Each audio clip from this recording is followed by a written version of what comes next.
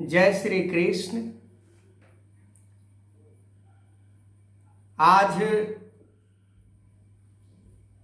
बड़े हर्ष का उल्लास का दिन है जो हमारे देश में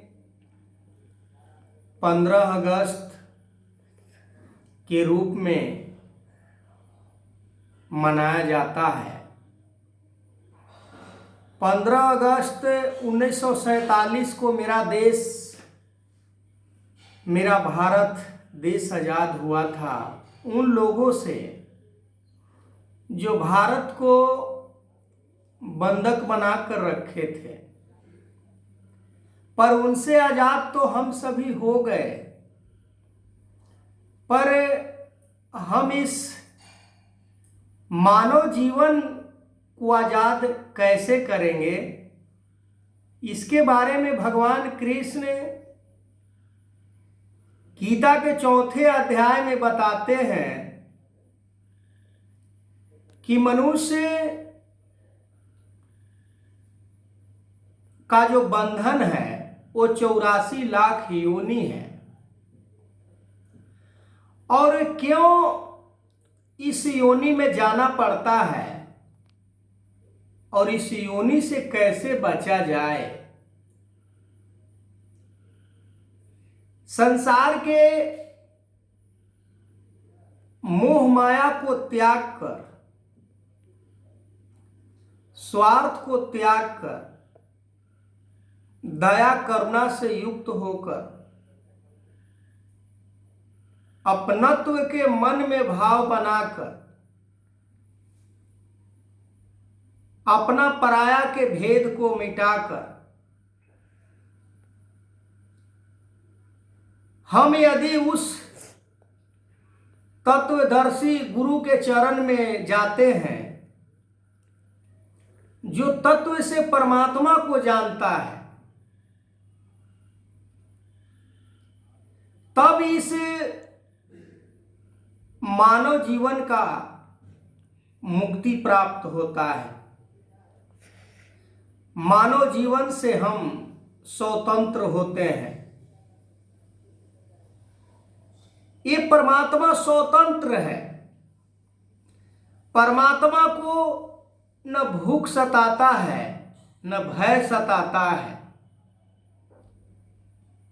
न मरता है न जन्म लेता है। ऐसे परमात्मा को जब इंसान जान लेता है तो इसी के जैसा वो जीवात्मा जो मानव शरीर में विराजमान है ये भी स्वतंत्र हो जाता है। निरंकारी जगत में हमारे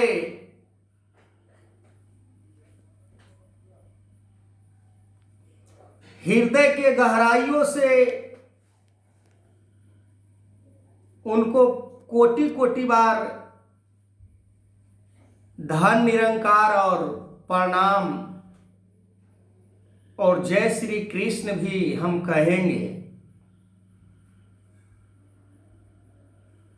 वो ऐसे माता थे जो उन्हें जगत माता के उपाधि प्राप्त हुआ। जगत माता के नाम से संबोधित किए जाते थे। क्यों? क्या उनके अंदर ऐसी खासियत था, क्या उनके अंदर ऐसा मेरिट था जिसके कारण उन्हें जगत माता के नाम से संबोधित आज भी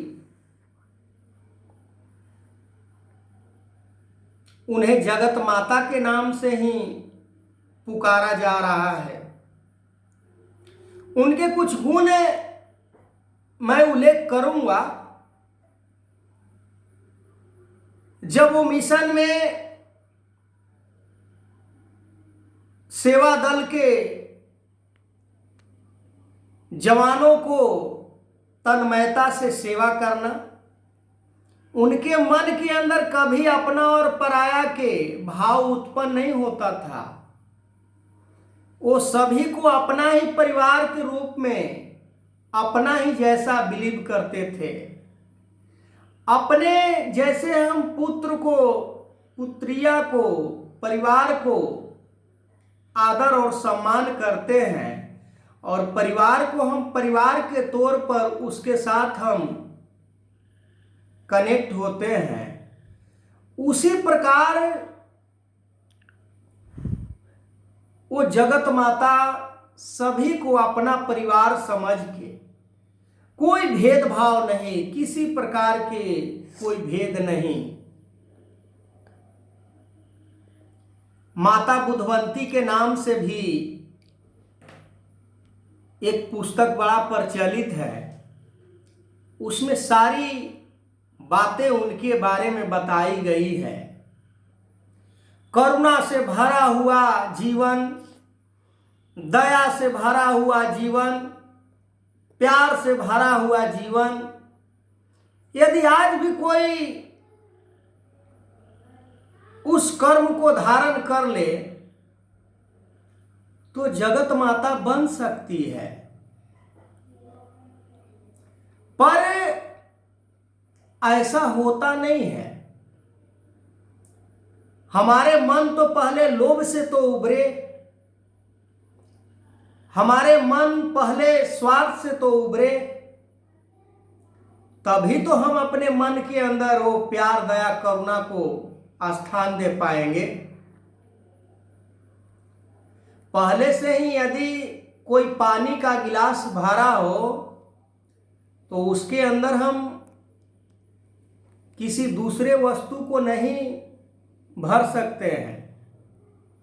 जब भी यदि उसके अंदर भरना है तो उस पानी को गिराना पड़ेगा, उस पानी को फेंकना पड़ेगा।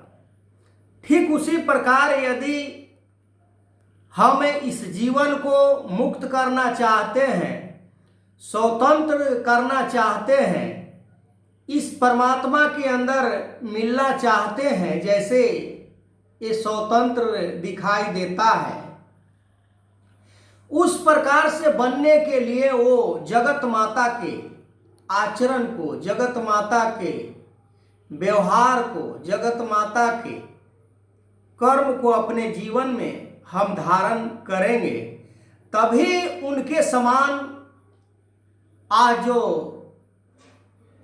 उनके नाम के आगे जगत माता लगाया जाता है तो उस शरीर के लिए नहीं लगाया जाता है, उनके कर्मों के ऊपर जगत माता,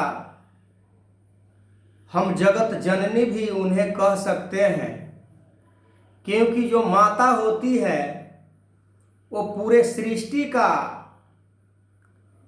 रचयिता होती है। पूरे सृष्टि को उत्पत्ति करने का काम माता का ही होती है और हम सभी माता के ही द्वारा इस संसार में आते हैं। हम अपने जीवन को स्वतंत्र, इस जीवन को कल्याण, निराकार परमात्मा को प्राप्त किए बिना हम नहीं कर सकते हैं। समय के सतगुरु तत्वदर्शी ब्रह्म ऋषि सतगुरु माता सुदीक्षा सवेंद्र हरदेव सिंह जी महाराज आज पूर्ण परमात्मा निराकार को दर्शन करा रहे हैं। जिसे भी परमात्मा को दर्शन करना है, सतगुरु माता सुदीक्षा सवेंद्र हरदेव सिंह जी महाराज के चरणों में परमात्मा को दर्शन कर सकता है। इसके अंदर कोई मिलावट नहीं है, इसके अंदर एक भी % कोई झूठ नहीं है। आप किसी भी धर्म शास्त्रों से आप इसे कसौटी बनाकर आप मिलान कर सकते हैं। बाकी तो संसार में बहुत सारे ऐसे गुरु हैं जो दावा करते हैं परमात्मा की बात करते हैं, पर परमात्मा की देखने की बात यदि होती है तो परमात्मा को देखा नहीं जा सकता है। परमात्मा को पूजा पाठ किया जा सकता है तो देखा क्यों नहीं जा सकता है? जब परमात्मा सब जगह है तो क्यों नहीं देखा जा सकता है? किस धर्म ग्रंथ में लिखा हुआ है कि परमात्मा को नहीं देखा जा सकता है? परमात्मा को देखा जा सकता है कब? जब झूठ की दुकान बंद होगी तब। आगे मैं इस वीडियो को कंटिन्यू करूंगा, मुक्ति के ऊपर बात होते रहेगी। तब तक के लिए जय श्री कृष्ण।